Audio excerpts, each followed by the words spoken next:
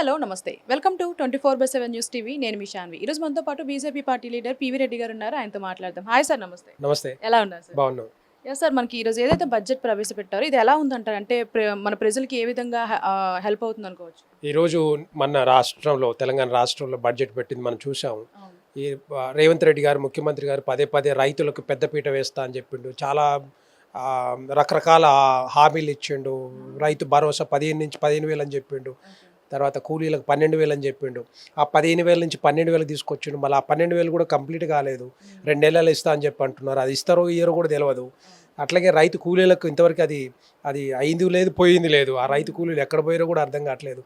ఇవి ఉన్నారా లేదా, నెంబర్ అన్నా తీసుకున్నారా లేదా, ఇంతమంది రైతు కూలీలు ఉన్నారని కూడా మరి రాష్ట్ర ప్రభుత్వం ఇప్పటివరకు సరిగ్గా అనౌన్స్ కూడా చేయలేదు.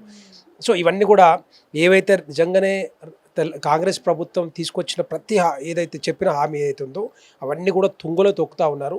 వాటికి సరిపోని బడ్జెట్ ఎక్కడ కూడా కనిపించట్లేదు. ఈ 6 గ్యారెంటీలు, 13 అంశాలు, ఈ రుణమాఫీ, 400 వాగ్దానాలు ఇవన్నీ కూడా తుంగలో తొక్కినట్టే.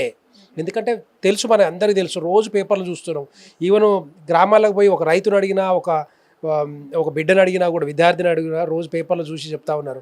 ఈరోజు కాంగ్రెస్ ప్రభుత్వం ఎట్లా ఉంది అంటే టోటల్గా ఒక విస్తరి చింపిన ఆకులకు కనపడతా ఉంది. మొత్తం టోటల్గా దాన్ని నిర్వీర్యం చేశారు.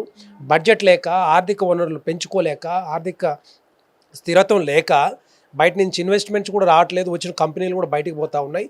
ఇవన్నీ కూడా ఏంటంటే చేతగానితనం కనపడతా ఉంది. ఎట్టి పరిస్థితుల్లో రేపొద్దున మరి మనకు తెలుసు తెలంగాణ రాష్ట్ర ప్రజలు కాంగ్రెస్ పార్టీని కానీ, తర్వాత బీఆర్ఎస్ పార్టీని కానీ ఎట్టి పరిస్థితుల్లో ఏ పార్టీని కూడా ఆదరించే అవకాశాలు లేవు. అవసరం మధ్యలో మొన్న కూడా కేటీఆర్ మేము పాదయాత్ర చేస్తాం, మళ్ళీ అధికారంలోకి వస్తాం అంటున్నారు. ఉరికించి కొడతారు చెప్పాలంటే.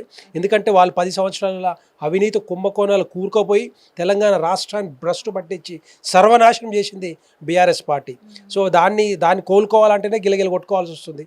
ఎంత కూడా ఏంటంటే టైంపాస్ రాజకీయాలు తప్పితే, డైవర్షన్ పాలిటిక్స్ తప్పితే ఎక్కడ కూడా రైతులకు కానీ, మహిళలకు కానీ, వృద్ధులకు కానీ, విద్యార్థులకు కానీ, నిరుద్యోగులకు కానీ ఎక్కడ కూడా బాగుపడే అవకాశాలు ఎక్కడ కనిపించట్లేవు. రేపు రానున్న రోజుల్లో భారతీయ జనతా పార్టీ వైపు మాత్రమే చూస్తూ ఉన్నారు. భారతీయ జనతా పార్టీ వస్తేనే ఇక్కడ స్థిరత్వం వస్తుంది, డబుల్ ఇంజిన్ సర్కార్ వస్తుంది. 18 రాష్ట్రాలు మరి భారతీయ జనతా పార్టీ అధికారంలో ఉన్నాయి. అక్కడెక్కడ ఇష్యూ లేనప్పుడు ఇక్కడ ఎందుకు ఇష్యూ వస్తూ ఉంది? మా దగ్గర డబ్బులు లేవు, జేబులో డబ్బులు లేవు. నెలకు వచ్చేసరికి ఉద్యోగులకి 4,000 కోట్ల రూపాయలు ఆర్బీఐ నుంచి తీసుకొచ్చి ఇస్తూ ఉన్నాం. 500 కోట్ల రూపాయలు మా చేతిలో కూడా లేవు అని చెప్పి, క్యాపిటల్ ఎక్స్పెండిచర్ లేదని చెప్పేసి ముఖ్యమంత్రి గారే చెప్తా ఉన్నారు. కాబట్టి వీళ్ళు డెఫినెట్గా చేతులు ఎత్తేసినట్టే, చేయలేని చేతగానితనం కనపడతా ఉంది. చూడాలి ప్రజలు ఏం డిసైడ్ చేస్తారు అనేది. Thank you so much. Thank you.